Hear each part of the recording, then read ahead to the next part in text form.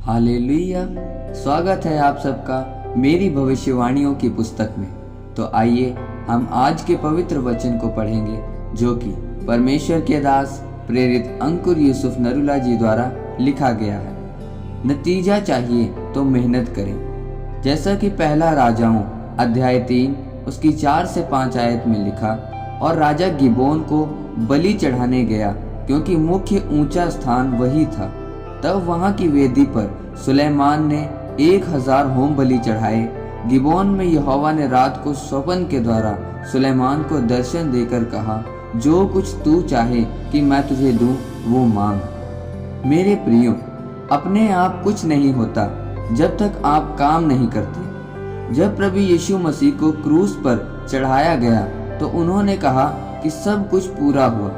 आप इस सब कुछ पूरा हुए से क्या समझते हैं? इसका मतलब है कि प्रभु यीशु मसीह ने आपके लिए सब कुछ पूरा कर दिया है। वह आपके लिए मरकर तीसरे दिन मुर्दों में से जी उठा।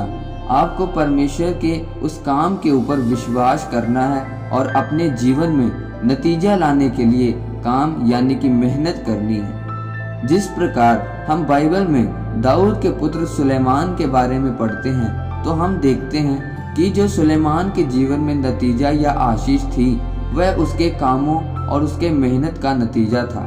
सुलेमान का दिल परमेश्वर के लिए खुला था। जब सुलेमान परमेश्वर के भवन में जा रहा था तो उसने परमेश्वर के लिए 1000 होम बलि चढ़ाए। तो उसी रात परमेश्वर ने उसे दर्शन देकर कहा कि तुझे क्या चाहिए। तब उसने कहा कि तेरा दास जो तेरी प्रजा का न्याय कर सके, उसे बुद्धि का वरदान दे। परमेश्वर ने उसे केवल बुद्धि के वरदान से ही नहीं, परंतु धन दौलत से भी आशीषित किया। मेरे प्रियो, सुलेमान ने तो केवल परमेश्वर से बुद्धि मांगी, लेकिन परमेश्वर ने उसे धन दौलत भी दी। ऐसा क्यों? ऐसा इसलिए हुआ क्योंकि उसने अपनी आशीष के लिए काम किया और नतीजा लेकर आया। परमेश्वर को खुश करने के लिए जो उस समय पर चढ़ाया जाता था, तो उसने अपना उत्तम परमेश्वर को दिया। मेरे प्रियो, आज लोग नतीजा तो लेकर आना चाहते हैं, लेकिन मेहनत नहीं करना चाहते। मैं आपको यह नहीं कह रहा कि परमेश्वर को खुश करने के लिए आप बलियां चढ़ाएं, क्योंकि वह प्रभु यीशु मसीह के आने से पहले की बात है। लेकिन आज जो आपके पास है, आप वह परमेश्वर को दे सकते हैं और नतीजा लेकर आ सकते हैं। सोचो, अगर एक बच्चा सारा साल पढ़ाई ना करे और जब उसकी परीक्षा हो तो वह पास नहीं हो पाएगा, यानी कि वह नतीजा नहीं ला सकता।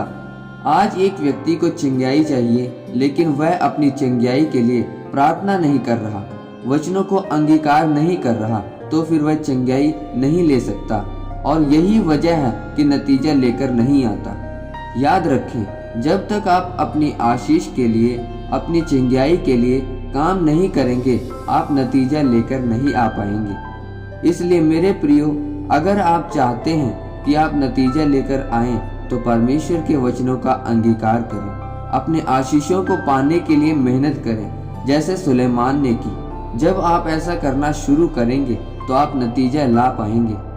परमेश्वर आपको इस वचन के द्वारा आशीषित करे। आमीन। आइए परमेश्वर के दास के द्वारा लिखे गए अंगीकार को आप मेरे साथ करें।